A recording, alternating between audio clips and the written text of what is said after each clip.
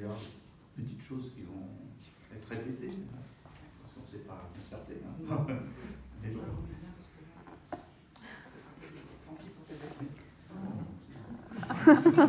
Ça pique, c'est piquant. Ça pique, c'est pour ça que voilà, ça sera plus joli comme ça. Merci. Madame la sénatrice, Monsieur le maire, Mesdames, Messieurs, chers amis, à vous tous, merci de votre présence aujourd'hui pour partager avec moi ce moment de joie. Je suis en effet très heureux de recevoir ce jour des mains de Mme Laure Darcos la médaille de chevalier de l'Ordre des Arts et des Lettres qui m'a été décernée cette année par Mme Rima Abdul-Malak, ministre de la Culture. Cette reconnaissance par notre République française de mon travail d'artiste-sculpteur m'honore et m'oblige à la fois. M'honore pour ce que j'ai déjà accompli et m'oblige de poursuivre avec la même détermination ce long chemin consacré à la création artistique. Un chemin ne se fait pas seul, et je veux ici remercier ceux qui ont jalonné mon parcours. Ce parcours commence bien avant ma venue au monde, et je veux saluer tous les artistes et artisans d'art du monde qui ont depuis des siècles, pour ne pas dire des millénaires, travaillé et produit ce qui contribue encore à ce jour d'enchanter nos vies de façon inspirante. L'art est tellement présent partout que nous n'y prêtons plus attention. Il est une trace des humains, de leur culture multiple et variée, qui jalonne toutes sortes d'histoires et de visions du monde que nous devons sans cesse interpréter, traduire, transmettre. C'est le sens de mon travail d'artiste. Pour ce qui me concerne, natif de Colombes, j'entre dans l'école de la République à l'âge de 6 ans. Élève discret, appliqué et rêveur, j'use davantage du crayon et des couleurs que de la plume et du calcul. Ce goût pour le dessin sera remarqué par Bernard Roche, professeur de dessin au collège.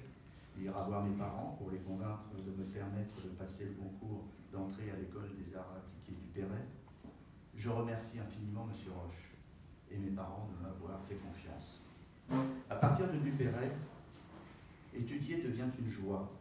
J'y rencontre mes premiers amis et les enseignants et des enseignants comme messieurs Denis Bulot, Gérard Ramon. Je poursuis aux Beaux-Arts de Paris dans l'atelier de messieurs Michel Charpentier, Jean Cardot et Didier Landowski. Je ne vais détailler tout mon parcours depuis ma sortie des Beaux-Arts. Je tiens cependant à remercier en particulier Mesdames Claude Chappet et Daniel Wellers pour leur encouragement constant et pour la remise du prix Jean Harpe par Madame Marguerite Harpe en 1986. Monsieur Jean-Claude Veil, qui m'a permis de réaliser ma première exposition personnelle à la mairie du 10e arrondissement de Paris. Monsieur Monsieur Jean-Christophe Argilet, qui fut mon galeriste et ami durant toutes ces années. La Fondation franco-américaine pour le prix Florence Blumenthal, qui me fut remis par Madame Bernadette Chirac en 89, la Fondation Taylor pour le prix Malfray en 2012. Je remercie chaleureusement M. Jean-François Vigier, notre maire, et le conseil municipal de Bure-sur-Yvette qui ont accepté que je fasse don de ma sculpture Femme Feuille à la ville. Elle a été réalisée par la fonderie de Coubertin et inaugurée en 2018. J'espère que les Buressois sauront l'adopter et l'intégrer à leur vie. Cette Femme Feuille est chère à mon cœur. Je remercie les services techniques de la ville qui en prennent le plus grand soin. Je remercie Madame Laure Darcos, Madame Irène Lezombre et Monsieur Arnaud Poirier pour leur amical soutien. Cette année, la Fondation de Coubertin m'a permis de montrer au musée de la Fondation l'ensemble de mes œuvres. Et je remercie encore M. Alain Roland, président de la Fondation, M. François Jourdan, directeur de la Fondation, Mme Soline Dussessois, directrice des collections, et M. Christophe Berry, directeur de la Fonderie, pour leur aide et confiance. J'ai une pensée particulière pour Mme Marianne Guéguin et Mme Annequet de Carentex, dans la baie de Morlaix, où sont implantées mes racines. Dernièrement, j'écoutais une conférence du neurologue Pierre Lemarquis sur l'impact du beau sur le cerveau.